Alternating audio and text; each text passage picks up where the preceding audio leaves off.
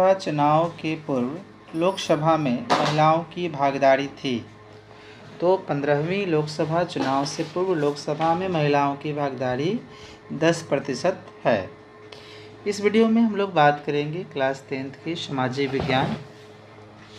विज्ञान के बुक के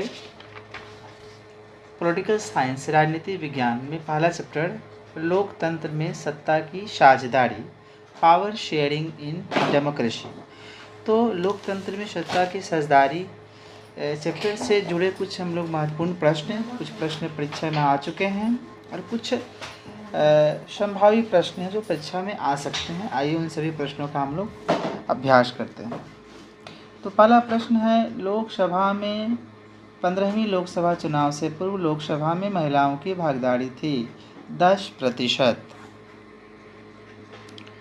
प्रश्न नंबर 2 की तरफ बढ़ते हैं और 2 है कि भारत में पुरुषों की साक्षरता दर 2011 की जनसंख्या के अनुसार कितनी है? तो उसका उत्तर हो जाएगा 82.14%। प्रश्न नंबर 3 की तरफ बढ़ते हैं और प्रश्न नंबर 3 है, इंग्लैंड में महिलाओं का वयस्क मताधिकार किस वर्ष प्राप्त हुआ? मतलब इंग्लैंड में महिलाओं को किस वर्ष वोट देने का अधिकार प्राप्त हुआ था? तो 1928 में। प्रश्न नंबर 4, महिलाओं को मतदान का अधिकार सर्वप्रथम किस राष्ट्र में दी गई? कौन सा देश सबसे पहले महिलाओं को वोट देने का अधिकार दिया था? ब्रिटेन।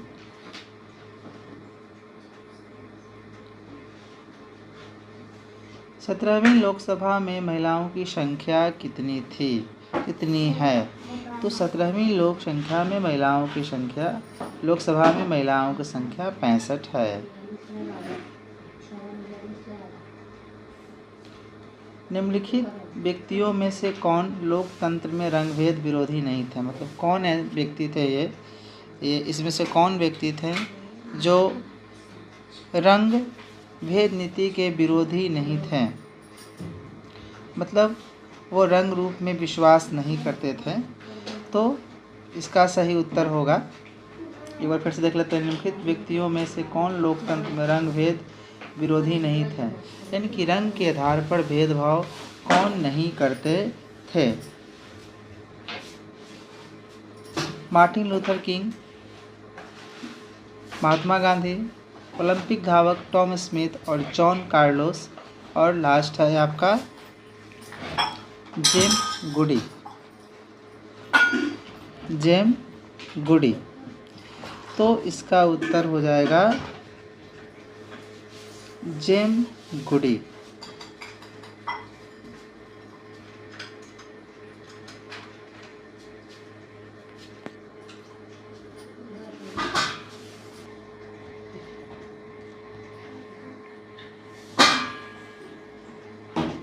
प्रश्न नंबर 7, सत्ता में साझेदारी का अच्छा उदाहरण प्रस्तुत करने वाला राष्ट्र कौन सा है?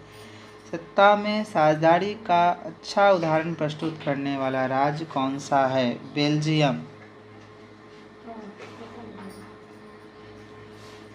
प्रश्न नंबर 8 की तरफ बढ़ते हैं और 8 है, सत्ता में साझेदारी का क्या तात्पर्य होता है? तो सत्ता में साझेदारी का क्या अर्थ होता है? तो सत्ता में साझेदारी का अर्थ होता है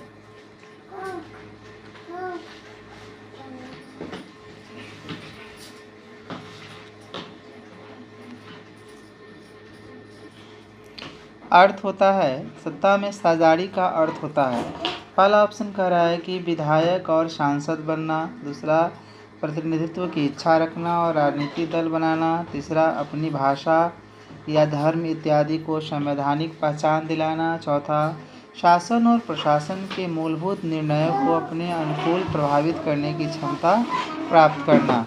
तो इसका सही उत्तर हो जाएगा डी, शासन और प्रशासन के मूलभूत निर्णयों को अपने अनुकूल प्रभावित करने की क्षमता प्राप्त करना। सवाल नंबर नाइन्थ तक पढ़ते हैं। भाषाई आधार पर बनने वाला पहला राज्य कौन था? भाषा के आधार पर बनने वाला पहला राज्य आंध्र प्रदेश था। प्रश्न नंबर 10 है कि सामाजिक विभाजन को संभालने में इनमें से कौन कथन लोकतांत्रिक व्यवस्था पर लागू नहीं होता है? लोकतांत्रिक व्यवस्था पर लागू नहीं होता है। पहला ऑप्शन है लोकतंत्र में राजनीतिक प्रतिद्वंद्विता के कारण सामाजिक विभाजन की छाया रणनीति पर भी पड़ती है।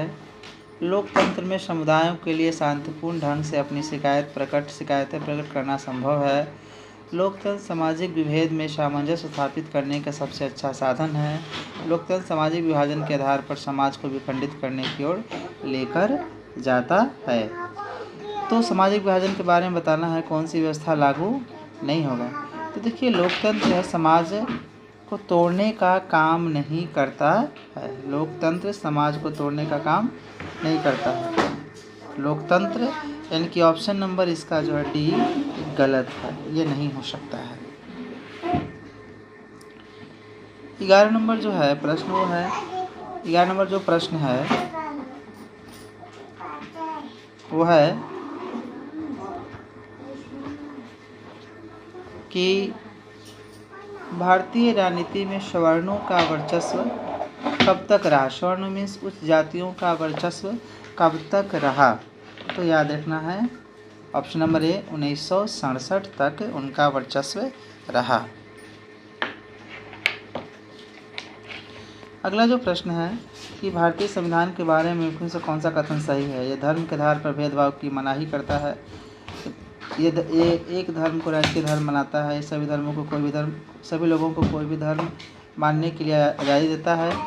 किसी धार्मिक समुदाय में सभी नागरिकों को बराबरी का अधिकार देता है। कौन सा कथन सही है? जिस धर्म के आधार पर भेदभाव की मनाही करता है, तो ये भी सही है। ये एक धर्म को राजकीय धर्म बनाता है, ये सही नहीं है। लोकतंत्र में किसी एक धर्म को बढ़ावा नहीं दिया गया है, यानी कि ऑप्शन नंबर इसमें पूछ क्या रहा था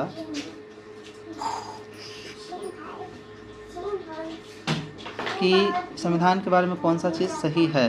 अच्छा, ये बताना है। तो ये आप ऑप्शन नंबर सी देख सकते हैं कि सभी लोगों को कोई भी धर्म मानने के लिए पूरी आज़ादी देता है। कोई व्यक्ति कोई भी धर्म मान सकता है। Option number C. 13 नंबर सवाल की तरफ बढ़ते हैं कि सांप्रदायिक राजनीति किस पर आधारित होता है?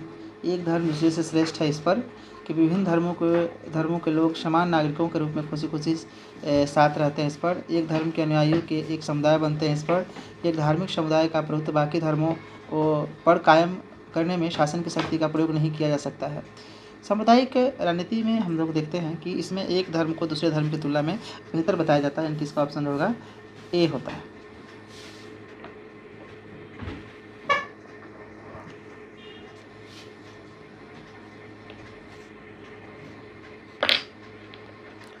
ये जो सवाल है आपका 14 नंबर कि लैंगिक विभाजन का क्या अर्थ होता है?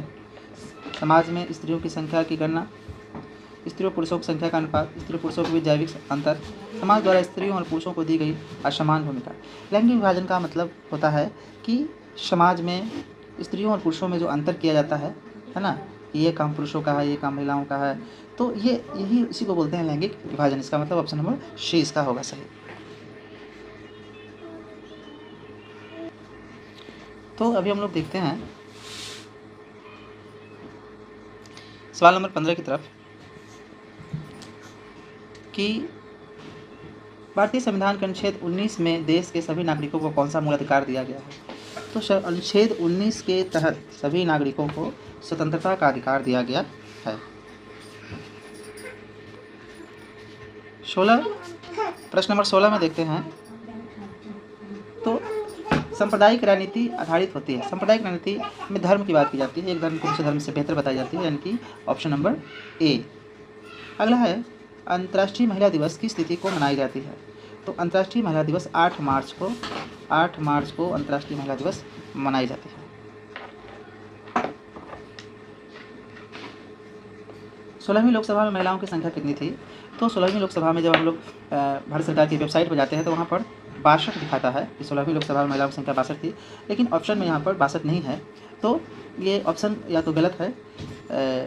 ऑप्शन जो है, जो एक्चुअल संख्या है, जितनी संख्या वेबसाइट पर दिखा रहा है कि 16वीं लोकसभा में 62 महिलाओं ने भाग लिया था, उसके अनुसार ऑप्शन ये गलत है। इसका सही आंसर होगा 62। सवाल नंबर 19, भारत में महिलाओं की साक्षरता दर है। कितनी महिलाएं यहाँ पर साक्षर है, पढ़ना लिखना उनको आता है, कितना परसेंट? 64% यहाँ महिला साक्षर है। भारत की 16वीं लोकसभा में महिला प्रतिनिधियों का प्रतिशत कितना रहा है? महिला तो 16वीं लोकसभा में 62 महिलाएं भाग ली थी, तो उसका प्रतिशत में यहाँ पूछ रहा है, तो प्रतिशत में याद रखेंगे 11.93% जो है महिलाओं की भागीदारी रही थी। महिला आरक्षण विधेयक निम्न से किससे संबंधित है? महिला आरक्षण विधेयक क्या बताता है? तो महिला आरक्षण विधेयक जो होता है, महिला प्रतिनिधियों की संख्या बढ़ाने में, यानी कि किसी भी चुनाव वगैरह में महिला ज़्यादा से ज़्यादा भाग ले, इसके लिए ये कानून बना था। अगला सवाल है कि सत्ता में साझेदारी सही है क्योंकि? सत्ता पावर का बंटवारा होना चाहिए, क्यों होना चाहिए? कि यह विविधता को बढ़ाती है, देश की एकता कमजोर करती है, फैसला लेने रुकवाती है, विभिन्न समुदायों के बीच टकराव कम करती है। इसका ऑप्शन होगा पावर का अगर बंटवारा कर दिया जाएगा तो विभिन्न समुदायों के बीच टकराव यानी कि झगड़े की स्थिति कमी हो जाएगी। 22 का डी हो जाएगा। निम्नलिखित में से कौन सा सामाजिक विभाजन का तरीका नहीं है? कौन सामाजिक विभाजन का तरीका नहीं है? ठीक है, तो सरकारी नौकरी लग जाने से समाज में विभाजन नहीं होता है। ऑप्शन सी।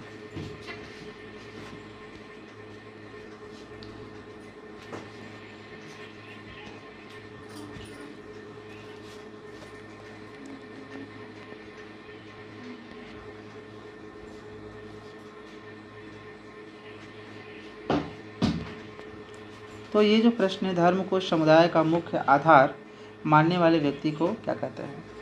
जो व्यक्ति ये माने कि समाज में बंटवारा धर्म के आधार पर ही होना चाहिए, तो वो व्यक्ति क्या कहलाता है? वो व्यक्ति सांप्रदायिक कहलाता है।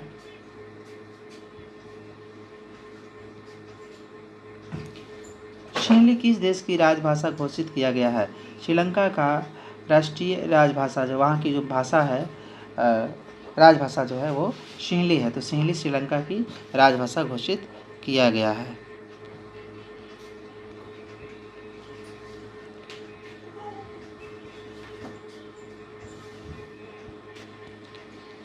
अगला सवाल, अंतर्राष्ट्रीय महिला दिवस की घोषणा किस संस्था ने की है? कौन सी संस्था जो है अंतर्राष्ट्रीय महिला दिवस की घोषणा करती है? संयुक्त राष्ट्र संघ, UNO, यूनाइटेड नेशन ऑर्गेनाइजेशन।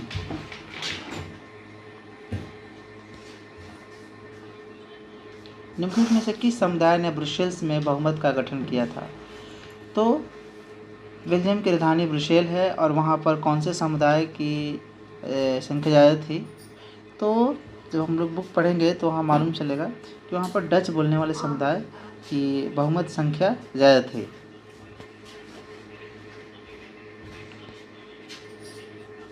राष्ट्रवादियों और यूके की सरकार के बीच कब समझौता हुआ? राष्ट्रवादियों और यूके की सरकार के बीच समझौता कब हुआ था? कब हुआ था? ऑप्शन 1998, 1998। संविधान का कौन सा अनुच्छेद धर्म, वंश, जाति, स्वतंत्रता के आधार पर किसी प्रकार के भेदभाव का निषेध करता है? कि धर्म, जाति, स्थान के नाम पर किसी के साथ भेदभाव नहीं करते। संविधान का कौन सा अनुच्छेद बताता है? 15। और संविधान का अनुच्छेद 19 स्वतंत्रता का अधिकार देता है।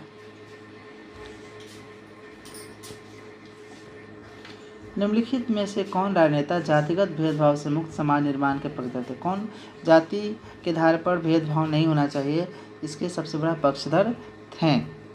भीमराव अम्बेडकर, पेरियार, राम मनोहर लोहिया, इनमें से सभी। तो ये सभी के सभी जो थे, इन सभी का यही मानना था कि जाति के आधार पर भेदभाव नहीं होना चाहिए। इनका ऑप्शन नंबर डी।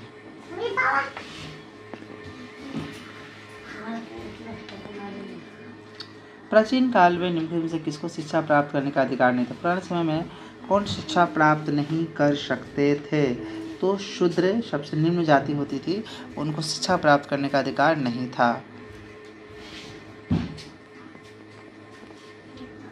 संप्रदायवाद संबंधित है संप्रदायवाद मीन्स यहाँ पर एक धर्म को दूसरे से श्रेष्ठ बताना। धार्मिक कट्टरता भी हम इसको कर सकते हैं, यानी कि ऑप्शन बी, अपने धर्म को श्रेष्ठ बताना और अपने धर्म को श्रेष्ठ बताकर दूसरे को नीचा दिखाना, यही है संप्रदायवाद, बी।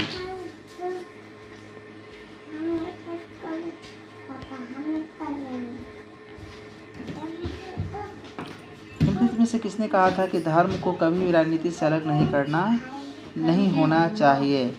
किसने कहा था कि धर्म को राजनीति से अलग नहीं करना चाहिए? महात्मा गांधी।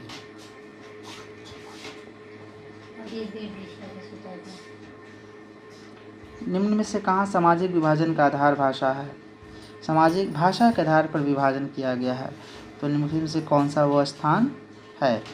बेल्जियम है कि उत्तरी आयरलैंड है कि बोलीविया है कि नेपाल है? तो बेल्जियम में भाषा के आधार पर विभाजन किया गया है।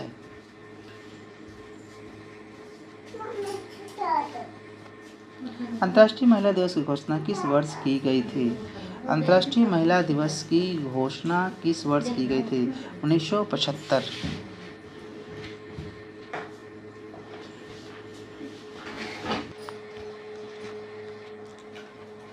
क्षेत्रवाद की भावना का एक कुपरिणाम है। क्षेत्रवाद की भावना का एक कुपरिणाम क्या हो सकता है? क्षेत्रवाद की भावना का एक कुपरिणाम अलगाववाद होता है। Option number D.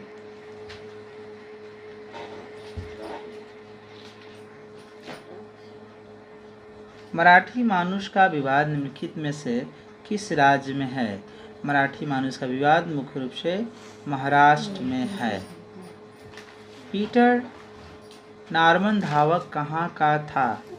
Peter Norman धावक जो था वो ऑस्ट्रेलिया का था।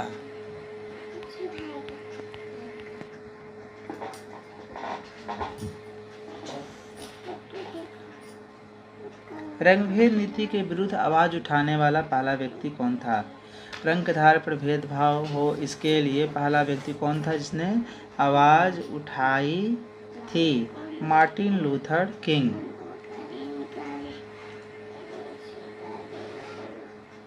मेक्सिको ओलंपिक की घटना का एक उदाहरण है।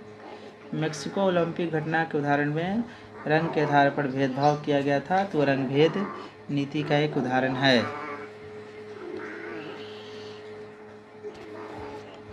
सामाजिक विभाजनों को हल करने का सबसे अच्छा तरीका क्या है? सामाजिक विभाजनों का हल करने का सबसे अच्छा तरीका है कि लोकतंत्र के माध्यम से उसको हल किया जाए।